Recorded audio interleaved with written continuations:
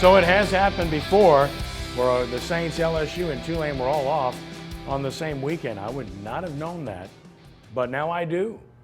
I learn something new every day, and this is great. Ken Trahan, sportsNOLAtv. The Saints had a bye last week, so it was time to assess things, time to look at what's working, what needs to be fixed, and also perhaps, Ricky, as a former player, a chance to heal up a little bit and maybe get a couple of key players back on the field. Yeah, and that's the key to it. You know, guys who just a week away, they needed this break, you know, so they can come back out. I mean, the LBs and all those guys glad for the bye week. So ain't much guys, you know, like in the concussion protocol. Those guys, they need this week to get themselves back where they can play football. Well, certainly guys that you would think might be able to come back and play would include Teron Armstead and Donnell Ellerbe in particular, and you get closer on a few other guys. Let's take a look at the bye history of the New Orleans Saints since the NFL instituted the bye. And here's when the byes fell, and here's what you're looking at on a long-term perspective. And check out 2009. That's the last time the Saints had a bye in Week 5. We all know what happened that year. They won the Super Bowl. Could history repeat itself? Maybe not. But, hey, you can always think in those terms, Brian. Why not? Bottom line is you'd rather have the bye a little bit later than this, wouldn't you? Yeah, I definitely think so. In fact, we've talked about this before, but Sean Payton's 5-5 in games following a bye week over his tenure, actually under his watch in 12. Of course, he wasn't around. But, you know, they've changed their philosophy and how you deal with this. Initially, they worked their team during that bye week. Now they don't. They pretty much give them the time off to heal mentally and physical and get ready for the remainder of the season. So there's a whole lot of philosophies on how to deal with this. Do you like bye weeks, Ricky, as a player? Well, I mean, I never really needed it. I didn't. I mean, because I never was hurt, but a lot of these guys hurt. You know, they need it. I mean, back when I played, you know, you wanted to play every week. I mean, you got into a role and you didn't never want to, you know, miss a week because the more you play, the stronger you get, and that's the way I played. So we're 4 weeks in now, and let's take a look at where the Saints rank overall. First of all, let's take a look at the offense, and it's really been kind of a strange season. They've been prolific at home and not so good on the road in that department. But still, 5th in yards. Look at this, 27th in rushing. What else is new? And then passing, as expected, right at the top, and scoring right near the top. It's a little bit misleading, Brian, because their offense was not very good in San Diego, but they still scored 35 points. They took advantage of every opportunity in the red zone, 5 red zone penetrations, 5 touchdowns. Kenny, you know what I liked about the San Diego game in reflection was that they didn't abandon the run, okay? Mark Ingram got his most touches of the season, 24, 18 on the ground. And look, we've said this till we're all blue in the face. It's not so much how many yards you get, it's when you get them at the game, in the time of the game, the crucial elements of the time of the game. And once they do that and they keep pounding it, you know, you can wear a team down, and they ended up doing that. They got a few breaks, of course, but they still didn't abandon the run. I hope they can keep this up. And I tell you what, you know, looking at Mark Ingram this year from the past, you see he done matured a lot. He running a whole lot better. I mean, I look at him now, and he doing what we looked at him to do his first 2 years here. I think now that this is the best Mark Ingram that you done seen. He ready to go. Well, you know, I understand that when they abandon a game, if you get down 2 touchdowns early, I understand all that. You change your game plan, you change your approach. But they've been in some close games through the years where they've just abandoned.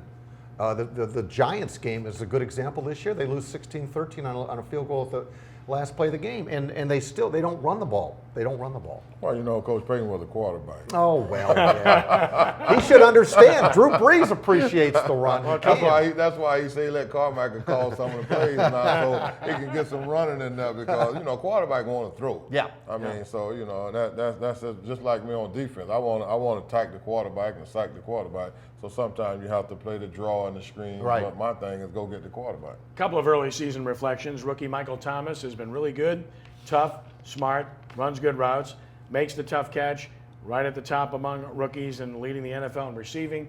Certainly you have to like him. Andrew Speed has been okay having to play at left tackle. He says he's clearly more comfortable on the left side regardless, and it's an important factor, Ricky, because as a player, there's a big difference between playing guard or tackle, but there's a bigger difference between playing left side or right side.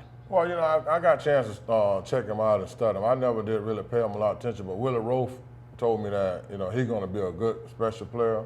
So I checked him out, and Willie was kind of right. I like the way he move his feet. I like the way he keep his hands in good position. So I think in the long haul, he's going to be all right. Yeah, I'm with you. So those are a couple of encouraging things on the offensive side of the ball. Let's take a look at the defensive rankings thus far and discuss where the Saints are on that side of the ball. As you can imagine, the numbers aren't going to be very pretty. Overall, 31st in total yards, 25th in rushing yards, 28th in passing yards, and of course, they've allowed the most points on average of any team in the NFL. Craig Robertson, he's been good. Tied for 4th in the NFL in tackles with 41 overall.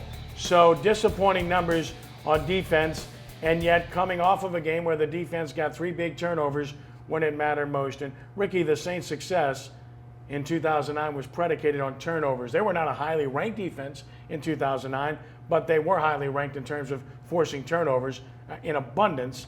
Darren Sharper was obviously a big part of that. Yeah, I mean, it took them to the Super Bowl. You know, you just look at the guys that they had out there. I mean, and some of the great plays they made, you know, going down, playing Minnesota, you know, Brett Favre threw that interception. That was a great turnover for the Saints. Even when you got to the Super Bowl, I mean, they just had great turnover the whole while. They had some good guys back there with Malcolm Jenkins back there.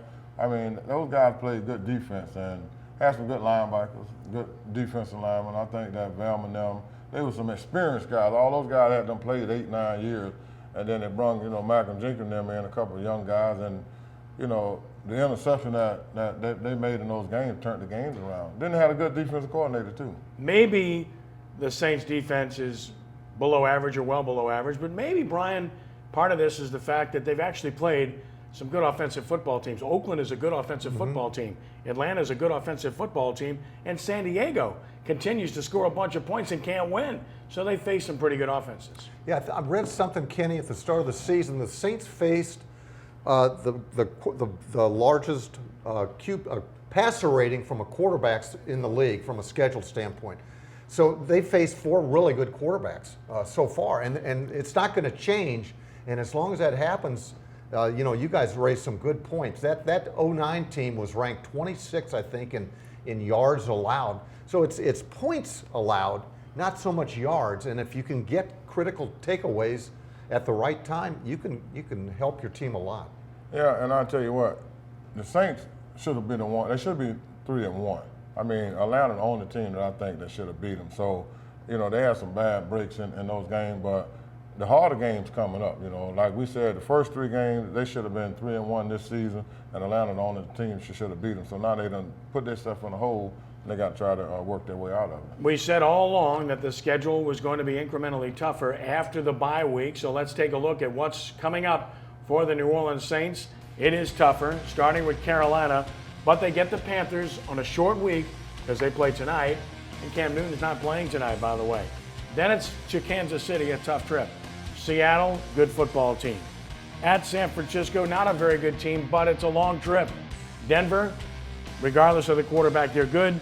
And then at Carolina, where it's always tough. So I said before the season that if they won 2 of these games, it would be an accomplishment. Unfortunately, they don't have that luxury now, Brian. They got to win more than 2 of these. They got to win at least 3, if not more, to give themselves a shot. Yeah, Kenny, I thought that early on, after the first couple losses, that they needed to be 5-5 through this stretch. And that's going to be a stretch. You're right, Kenny. I think if they're lucky to get out of here with a 2-4 mark, 3-3, okay, and still, then you're still fighting an uphill battle.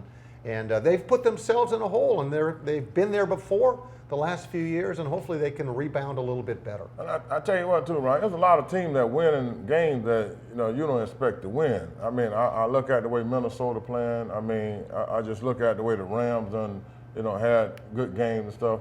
You're not looking for. They must like the Raiders. Look at the Raiders that won the last 3 games. Right. Just like people give them the game. So Saints do have a chance. They just need to take care of business. Yep.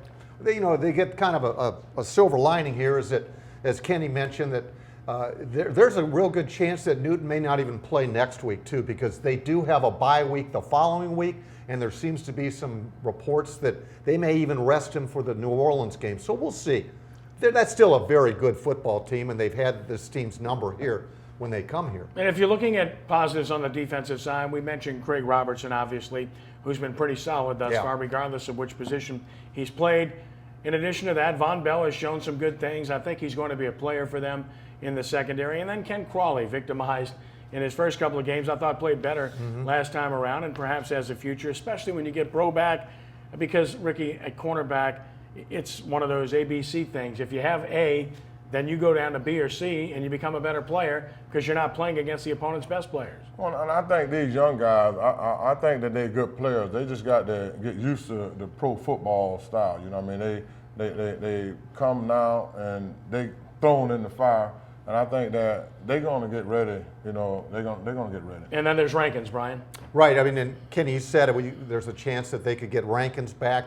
They get Bro back. I don't know if it's going to be this coming weekend, but hopefully by the end of the month. So, you know, that gives you then a fighting chance, because right now they're playing behind the 8 ball, so to speak. Yeah, they're not going to get those guys back this week, but I suspect they'll get them back within 3 weeks, and that would make a significant difference for this football team.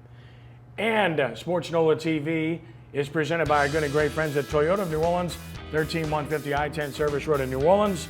Go to toyotaofneworleans.com. Number one dealership in New Orleans in sales and customer satisfaction. That is Toyota of New Orleans. Come see for yourself the many beautiful cars and deals waiting for you.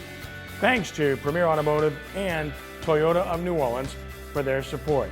Back to talk NFL in a moment as Sports NOLA TV continues on WHNO.